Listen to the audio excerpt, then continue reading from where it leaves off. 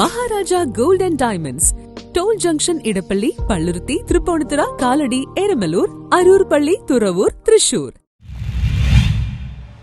Karumalloor family health സെന്ററിൽ നിന്ന് കാലാവധി കഴിഞ്ഞ മരുന്ന് രോഗിക്ക് നൽകിയെന്ന പരാതിയുമായി പഞ്ചായത്ത് അംഗം. കരുമാലൂർ ഫാമിലി ഹെൽത്ത് സെന്ററിൽ നിന്ന് കാലാവധി കഴിഞ്ഞ മരുന്ന് നൽകിയതായി പരാതി. കരുമാലൂർ പഞ്ചായത്ത് 10ാം വാർഡ് മെമ്പർ മുഹമ്മദ് മെഹബൂബാണ് ഇതുമായി ബന്ധപ്പെട്ട ആലങ്കാട് SHOയ്ക്ക് പരാതി നൽകിയിട്ടുള്ളത്. കരുമാലൂർ പഞ്ചായത്ത് 10ാം വാർഡിൽ താമസിക്കുന്ന ഹൈദ്രോസ് VM വയലെടുത്ത് എന്ന വ്യക്തിക്കാണ് കാലാവധി കഴിഞ്ഞ മരുന്ന് നൽകിയതായി പറയുന്നത്.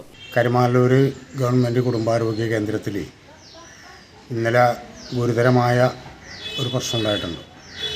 ഒരു വൃദ്ധനായ ഒരു രോഗിക്ക് മരുന്ന് 2 മാസം എക്സ്പയറി ആയ മരുന്ന് കൊടുത്തു. ആ മരുന്ന് കൊടുക്കുകയും അയാൾക്ക് സംശയം തോന്നിയാൽ ഈ ഡേറ്റ് നോക്കിക്കഴിഞ്ഞപ്പോൾ ഇത് 2 മാസം എക്സ്പയർ ആയ മരുന്നാണ്. അയാൾ നേരെ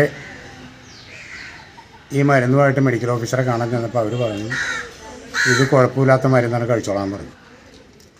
അങ്ങനെ അയാൾ വാർഡ് മെമ്പറോട് വിവരം പറഞ്ഞു, ഇങ്ങനെ ഡേറ്റ് കഴിഞ്ഞ മരുന്നാണ്, ഡോക്ടർ പറഞ്ഞത് കഴിച്ചോളാനാണ് എന്ന് പറഞ്ഞു.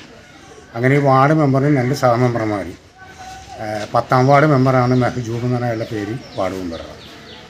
2 മെമ്പർമാർ, 2 കോൺഗ്രസിൻ്റെ മണ്ഡലം പ്രസിഡന്റുമാർ കൂടിയായ മുജീബും അബ്ദുൽ സലാമും കൂടി ഇവരവിടെ ചെന്ന് അന്വേഷിച്ച് കഴിഞ്ഞപ്പോൾ ഡോക്ടർ പറഞ്ഞു അത് കുഴപ്പമില്ല, ആ മരുന്ന് കഴിച്ചോട്ടെ, അത് അപ്പോൾ കാലാവധി കഴിഞ്ഞാൽ പറഞ്ഞു.